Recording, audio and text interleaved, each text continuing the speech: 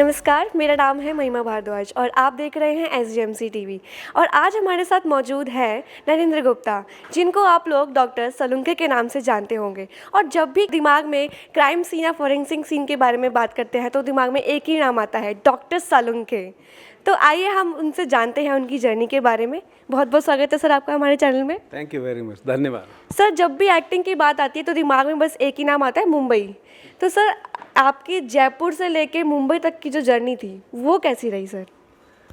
Journey हमेशा खूबसूरत हुआ करती है क्योंकि आप एक पड़ाव से दूसरे पड़ाव की तरफ बढ़ रहे होते हैं और जब आप आगे बढ़ रहे होते हैं तो जर्नी हमेशा खूबसूरत ही होती है। मेरी भी जर्नी हमेशा खूबसूरत ही रही है। मैं अभी भी जर्नी में ही हूँ। एक पड़ाव पार किया है, जयपुर से मुंबई तक मैं पहुँचा हूँ और मुंबई से किसी तरीके से पूरे हिंदुस्तान में पहुँच गया हूँ, लेकिन जर्नी अभी तक चालू है और मेरी जर्नी अच्छी है, बहुत अच्छी है। सर, आपका कोई ऐसा फेवरेबल मोमेंट जो आपको बहुत यादगार रहा हो, आपका सीआईडी का स्पेशली सर? सीआईडी का फेवरेट मोमेंट तो तभी हो गया था जब मुझे सीआईडी में कास्ट किया गया था एज डॉक्टर सालुखे। उससे बड़ा फेवरेट मोमेंट नहीं है, क्योंकि वो मोमेंट अगर मेरी ज़िंदगी में नहीं आता तो मैं डॉक्टर सालुखे नहीं बनता। तो that is the most favourite moment of my life when I being contacted to do Dr. Salukhe's character. So what inspired you to sign this serial sir? Nothing but my acting. I wanted to do something good, something great, and by the grace of God मुझे ये forensic expert का role मिला। मेरा science के प्रति कोई रुझान था नहीं, लेकिन मैं एक एक्टर था, मुझे ये रोल मिला, ऑफ़र हुआ। मुझे उस टाइम पता भी नहीं था कि फॉरेंसिक होता क्या है, लेकिन जब मैंने ये फॉरेंसिक एक्सपर्ट के बारे में जाना तब मुझे धीरे धीरे पता लगा कि फॉरेंसिक साइंस क्या होती है। और जैसे जैसे मैं जानता गया मेरा मन डॉक्टर सालुखे के प्रति और ज़्यादा अटैच होता चला गया और मुझे खुद को बहुत सारी नॉलेज सालुखे का रोल करते करते मिली है। तो मेरे लिए बहुत इम्पॉर्टेंट कैरेक्टर है। सर, आप साइंटिस्ट को क्या एडवाइस देना चाहेंगे जो फॉरेंसिक साइंटिस्ट को मैं क्या एडवाइस दूंगा, पर ये ज़रूर मैं कहूँगा कि ये टाइम है जब फॉरेंसिक एक बहुत अच्छा करियर साबित हो सकता है। जो लोग इंजीनियरिंग, डॉक्टर, सीए ये सब तो करते ही आए हैं, लेकिन अब एक नया रास्ता खुला है फॉरेंसिक एक्सपर्ट का। और अब मैं देख रहा हूँ हिंदुस्तान में काफ़ी यूनिवर्सिटीज़ में बहुत सारे बच्चे हैं जो फॉरेंसिक एक्सपर्ट बनना चाहते हैं, which is a very good sign. And it मुझे लगता है ये बहुत इसका भविष्य बहुत उज्जवल है फॉरेंसिक एक्सपर्ट बनने का, क्योंकि दुनिया है तो क्राइम भी है, लोग हैं तो क्राइम तो होता रहेगा। और मेरा ऐसा मानना है कि कोई भी क्राइम तब तक डिटेक्ट नहीं हो सकता है जब तक उसमें फॉरेंसिक की एक्सपर्टीज़ नहीं हो।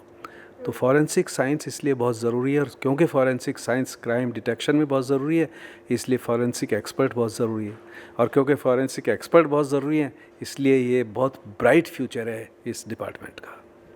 सर, आपने कोई ऐसे चैलेंजेस जो फेस किए हों ड्यूरिंग सीआईडी? हर दिन एक नया चैलेंज होता था मेरे लिए, क्योंकि हर दिन एक नया केस होता था हर स्टोरी में। और शुरू में जब हम देखते थे तो सोचते थे कैसे किया जाएगा, क्या होगा। उसके बाद धीरे धीरे नॉलेज अपनी जो जितनी गेन की है, और जैसा डायरेक्टर्स और राइटर्स के साथ बैठ के करते थे।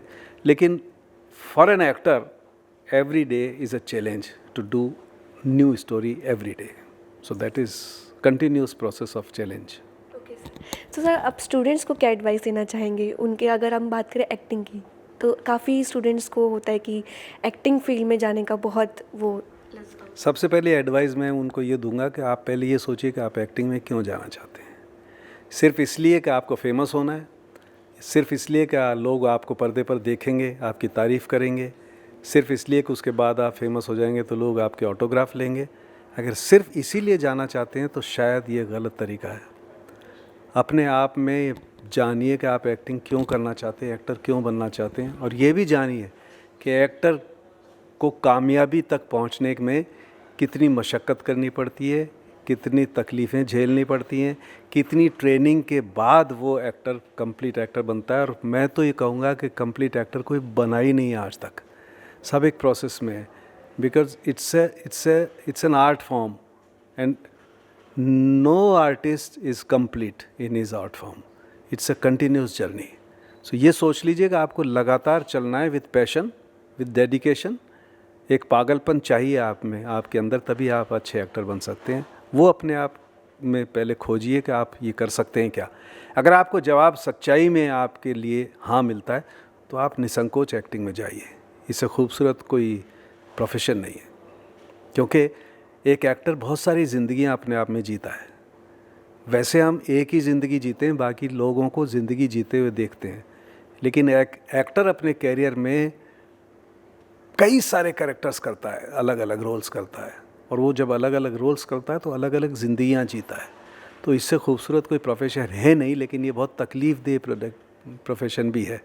तो पहले ये मान लीजिए, ये तय कर लीजिए कि आप उस तकलीफ़ को झेलने में सक्षम हैं, तो आ जाइए एक्टिंग के मैदान में. और अगर सक्षम नहीं है तो अपने आप को सक्षम बनाइए और फिर आइए. हतोत्साहित मैं किसी को नहीं करता.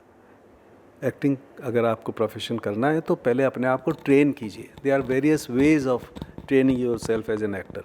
बट जब तक किसी चीज़ की ट्रेनिंग नहीं होगी तब तक आप कुछ भी सफलता से हासिल नहीं कर सकते. सर जैसे आपके और भी शोज़ थे, वागले की दुनिया, उड़ान, तो उसमें आपका एक्सपीरियंस कैसा रहा सर? मैं बोल रहा हूँ ना, एक्टर के लिए तो हर दिन एक नया दिन होता है. वागले की दुनिया में अलग एक्सपीरियंस था. मैंने बहुत सारे डेली शोज़ भी किए हैं, दूरदर्शन पे भी और वेरियस चैनल्स पे भी.